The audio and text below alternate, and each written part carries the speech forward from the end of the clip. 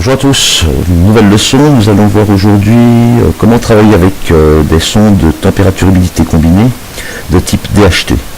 Alors il existe plusieurs modèles, DHT11, DHT22, DHT21, le plus courant étant DHT11 et DHT22. Différence entre les deux, la DHT22 est beaucoup plus rapide et beaucoup plus précise que la DHT11.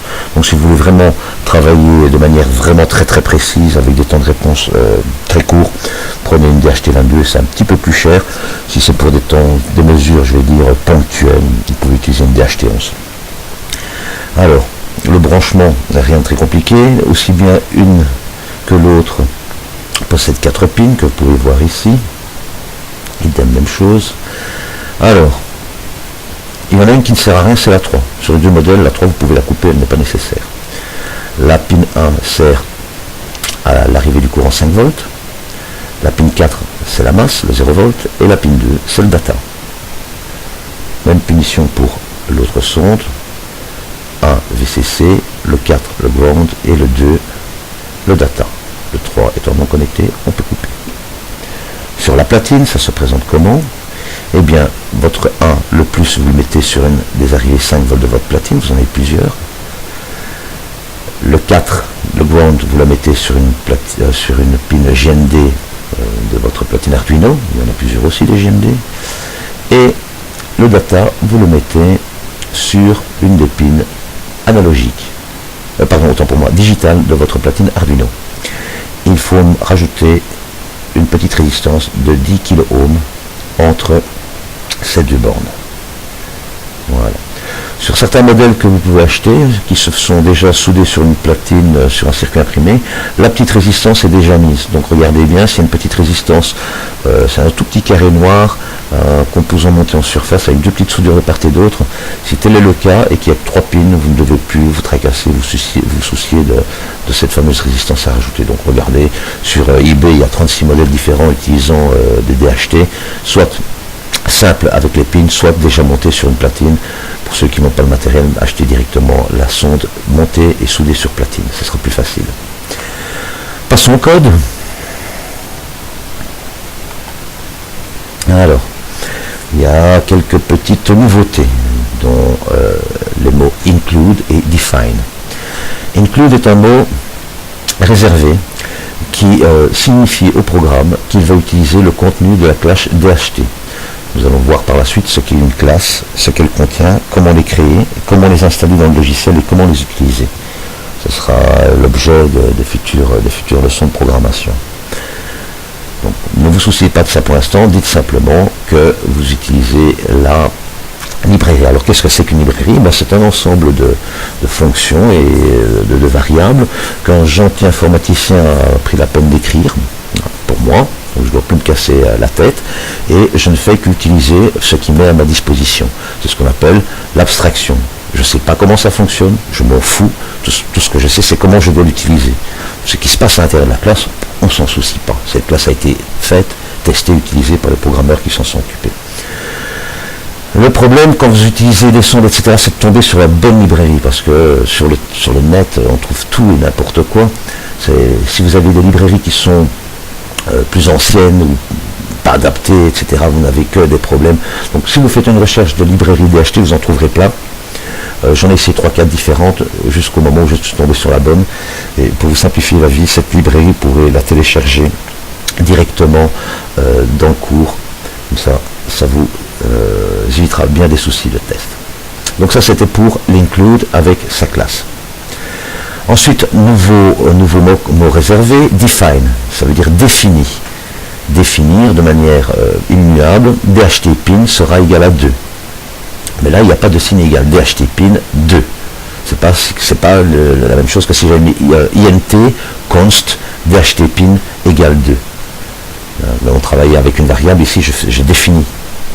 C'est immuable dans tout le programme. Je dois aussi définir le type de capteur que j'utilise parce que la classe DHT a été faite pour DHT11, 22 et 21. Donc je dois lui dire, attention mon petit père, je vais utiliser les fonctions qui ont attrait juste à ce type sonde, pas les autres. Elles ne travaillent pas de la même façon et le type de données qui s'échangent entre l'Arduino et la sonde sont totalement différents. La structure est différente. Donc là, je lui ai dit, la pin sera 2 et le type de ma sonde sera DHT11. Et puis, j'appelle le constructeur de la classe DHT. Je crée la classe DHT en majuscule. DHT en majuscule, c'est la classe. Et puis, je crée une variable, un objet, pardon, qui est issu de l'instanciation de la classe, qui est créé via un constructeur. Nous verrons plus tout ça en détail. Mais j'ai besoin de lui passer deux paramètres que j'ai définis ici, DHT pin qui est égal à 2 et DHT type qui est égal à DHT11. Donc DHT pin aura la valeur 2 et DHT type aura la valeur DHT11 en majuscule.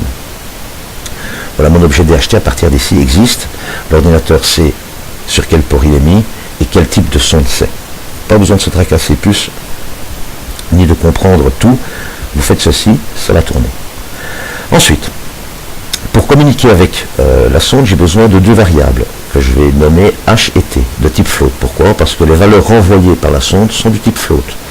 Il faut bien respecter, il faut bien caster ces variables, pas demander de mettre du long dans de l'integer, donc des entiers longs dans des entiers courts, ça ne va pas passer, il y a un problème de place.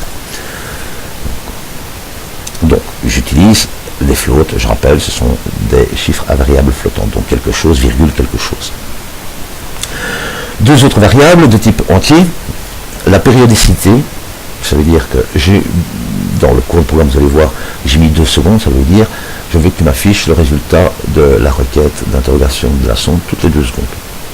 Et on a besoin aussi d'une autre variable qui s'appelle initialisation MS, vous pouvez me donner n'importe quel nom, mais une variable avec 250 ou 2000, la valeur 250 ou la valeur 2000.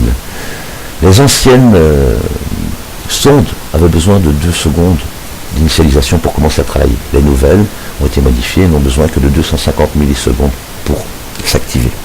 L'activation primaire. Donc je mets ici. Si vous mettez 250 et vous voyez que ça ne fonctionne pas, passez à 2, à 2000 millisecondes.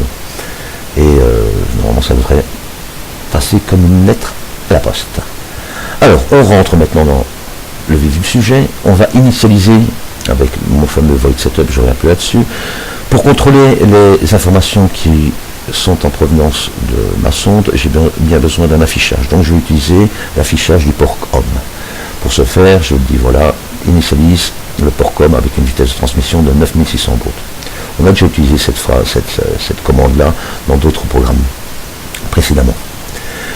Ensuite, je lui dis, écris à la ligne, test du capteur DHT, c'est tout, tu t'arrêtes là, et je dis à l'objet DHT, donc maintenant à la sonde, tu vas commencer à travailler. Ok, elle a reçu son ordre, elle sait qu'elle commence à travailler, elle a besoin d'un temps d'initialisation qui est ici, c'est le fameux 250 que nous avons vu un petit peu plus haut. Je continue, mes deux variables de type float qui ont été définies. Je lui dis, dans la variable H, tu vas me mettre le résultat de la fonction read humidité, dont lit le taux d'humidité de mon objet DHT, de ma sonde. Hop, il lit et il renvoie la valeur et il la met dans H. Il dit la même chose pour la température. La fonction s'appelle read température de l'objet DHT, tu vas la mettre dans T. Donc maintenant, le pourcentage d'humidité, la valeur du pourcentage d'humidité se trouve dans H et la valeur de la température se trouve dans T. En théorie. Maintenant, je contrôle si ce que j'ai reçu comme information est cohérent avec isNaN, une nouvelle fonction. isNaN veut dire is non-numérique. Ça veut dire que, en ayant analysé la valeur H, si ce n'est pas un numérique, ma condition est vraie, je rentrerai ici. Si T n'est pas un numérique, je rentrerai ici. Ici. Donc, ça veut dire quoi? If condition, si H n'est pas numérique ou or, les deux barres ici, ça veut dire or ou T n'est pas numérique, alors tu exécutes échec de lecture des données DHT. C'est pour m'informer que ce que j'ai reçu n'est pas cohérent. Sinon, si les deux sont numériques, eh bien alors, je rentre ici et j'imprime le résultat. J'aurais pu mettre tout ceci, j'aime bien scinder de manière à découper mon code. En cas de problème, je retrouve plus vite la partie où j'ai mon souci. Donc j'écris une petite fonction print result où je lui passe 3 paramètres, l'humidité, la température et le temps, d'affichage. Donc je veux afficher toutes les 5, toutes les 2, toutes les 3 secondes, et périodicité S en secondes est égale pour l'instant à 2 secondes. Donc je lui demande de m'afficher le résultat toutes les 2 secondes. Nous allons voir comment. Le corps de ma petite fonction personnelle, pardon, j'écris ma fonction et je demande 3 paramètres. Cette fonction nécessite 3 paramètres en entrée. Chose à savoir avec les fonctions, s'il y a 3 paramètres, il faut lui donner 3 paramètres. S'il n'y a qu'un paramètre, n'allez pas lui en donner 2. Donc toujours donner le nombre de paramètres égal au nombre de paramètres attendus. Ce n'est pas toujours le cas, mais nous verrons comment le faire. Mais ça, c'est beaucoup plus tard dans le cours. Donc ici, cette fonction a 3 portes, on va dire. Elle attend 3 choses qu'elle va recevoir lors de mon appel. Il y a aussi une chose très importante, c'est qu'il faut respecter l'ordre. Il n'est pas question que je mette T ici, là-dedans, que je mette H là-dedans et que je mette S là-dedans. Je veux, ma fonction attend d'abord l'humidité, ensuite la température, ensuite la fréquence. Donc quand je l'appelle, je dois d'abord lui donner l'humidité, la température et la fréquence. On est bien d'accord. Donc elle reçoit ces 3 paramètres. HR, qui est le paramètre de travail interne à la fréquence, recevra la valeur de la variable H. Je répète, HR, qui est une variable de travail à l'intérieur de ma fonction, recevra la valeur de ma variable H que je passe comme premier paramètre. Pas question de voir un H ici. Vous n'allez pas mettre H là ou T là. Sinon, lui va référencer ce qui se trouve dans le code et pas dans la fonction. Ça peut être problématique si j'appelle, par exemple, ma fonction avec à différents moments avec différentes variables de passage de variables. Supposons que ça m'imprime le résultat quand il reçoit un taux d'unité, une température et une fréquence, mais que ça vienne du capteur 1. Je peux très bien travailler avec 10 capteurs, c'est ce que nous verrons dans les autres leçons. J'utiliserai la même fonction, mais je vais lui référencer, je vais l'appeler avec d'autres variables. Est-ce que c'est bien compris? N'allez pas confondre. HR, temp et fréquence seconde sont les variables de travail à l'intérieur de mon corps de fonction, de procédure, ici fonction. Sa visibilité n'existe que ici dedans. Donc HR, au moment de l'instanciation, l'appel de la fonction, HR prendra la valeur que j'ai mis dans H. Et la même chose, temp prendra la valeur de T. Et fréquence sonde prendra la valeur de périodicité S. Donc, rentrons dans le corps de la fonction. Je lui demande, sur le port série, imprime HR, une chaîne de caractères 2 points d'espace, et le pointeur d'impression s'arrête, bien entendu, à la fin de HR et de l'espace, parce que je n'ai pas utilisé la fonction print ln, mais print tout court. Ensuite, à l'issue, ligne suivante, mais imprime, affiche la valeur HR, donc HR, en majuscule 2 points espace, suivi de la valeur en numérique de HR. Et ainsi de suite. Comme je ne bouge pas mon pointeur d'impression, à la suite de ce qui a été écrit, tu mets pourcentage et tu fais une tabulation. /t veut dire fais une tabulation. Toujours à la suite, tu mets le mot température, avec 2 points en espace, et tu y colles derrière la valeur de temp. Et juste derrière, tu rajoutes l'étoile et le C plus en espace. Une fois que c'est fait, je lui demande d'imprimer une ligne vide, comme ça il passe à la ligne. Et maintenant, le délai. Le délai, je voulais que ça s'imprime toutes les 5, toutes les 2 ou toutes les 3 secondes. Ici en haut, j'ai mis que je veux que ça s'affiche toutes les 2 secondes. Donc, initialisation, fréquence seconde se trouvera à 2. Donc, le délai que je lui donnais nécessite une valeur en millisecondes.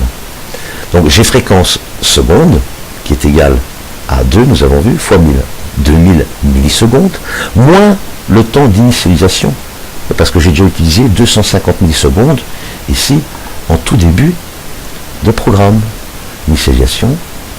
Si je n'avais pas mis moins, eh bien j'aurais eu une pause égale de 5 fois 1000, 5000, et les 250 implicitement qui étaient déjà dans ma boucle. Ça fait 5,250 secondes. 5250 millisecondes. Comme je veux me rapprocher le plus de la réalité, eh bien j'enlève le temps d'initialisation qu'on avait vu au-dessus. Voilà. Qu'est-ce que ça donne en pratique? Eh bien, nous allons d'abord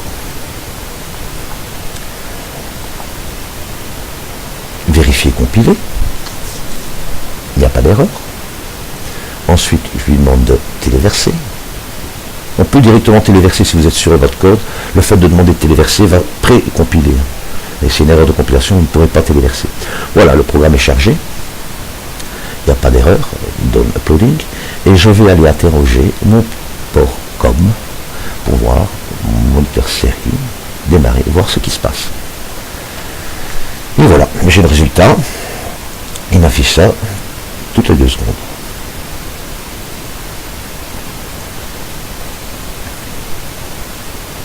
Si maintenant j'enlève une pin, hop, regardez, échec de lecture de données, échec, échec, échec, échec, échec, échec, etc.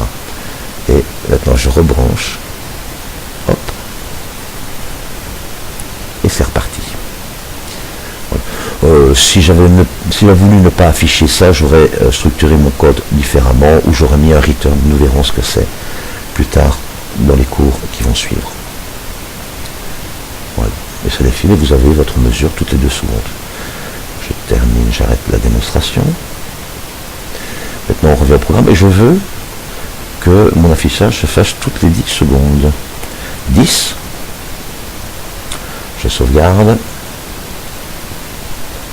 Je télécharge, je téléverse. Donc là il va compiler. Il envoie vers la platine, c'est dedans. Et nous allons voir le résultat sur mon moniteur série. Et là on va attendre 10 secondes avant l'affichage suivant. Voilà. Ça s'effectue bien toutes les 10 secondes. Donc on voit ici, je termine la simulation, on voit ici tout l'intérêt de mettre toutes les variables qui sont susceptibles de changer en début de programme avec une petite explication de façon à ce qu'on ne doive pas tout reparcourir et aller tout lire et modifier partout dans tout le code cette valeur. Simple, précis. Donc cet exercice est terminé. Je vous invite à le faire. Donc là nous n'utilisons qu'une seule sonde. Dans le prochain exercice, je vais vous montrer comment travailler avec plusieurs sondes, dans quel cas de figure. Par exemple, si vous avez 10 salles, vous mettez 10 capteurs, vous n'avez pas besoin de 10 Arduino, vous en mettez qu'un, vous branchez les 10 sondes dessus et on affichera sur la sortie ou sur un écran ou via des alarmes, tout ce qu'on veut, le traitement de ces 10 sondes. Dans le prochain exercice, nous travaillerons avec 2 sondes pour vous montrer, par exemple, dans la gestion climatique, qu'il est toujours intéressant de mesurer la température extérieure par rapport à la température intérieure. En été, ça peut servir à ne pas faire injecter de l'air plus chaud que ce qu'il y a dans la homebox. Il y a la même chose pour les gens qui travaillent avec des airs conditionnés, ne pas faire venir de l'humidité si ce n'est pas nécessaire. Très peu de gens pensent à ça, mais il faut travailler avec 2 sondes, il faut faire le comparatif intérieur-extérieur, voir si ça vaut vraiment la peine de sortir ou de faire rentrer de l'air. Voilà. Je ne terminerai pas parce que c'est très simple, rien de compliqué, ça commence à devenir un petit peu plus pointu. N'hésitez pas à poser vos questions. S'il y a quelque chose qui vous échappe, dites-le, je ferai un article sur ça. Sinon, le contenu de ce que nous venons, de ce que nous avons vu et de ce que nous avons utilisé sera repris dans le cours dédié justement à cette fameuse sonde DHT. Je reprendrai le include pour expliquer comment ça fonctionne, les define, et qu'est-ce qu'on a encore vu? Oui, toutes les fonctions liées à DHT. Voilà, je vous dis à très bientôt pour la prochaine leçon. Elle consistera à faire un appareil de contrôle multisalle ou une gestion climatique avec 2 sondes. Voilà, à bientôt, à plus, amusez-vous bien.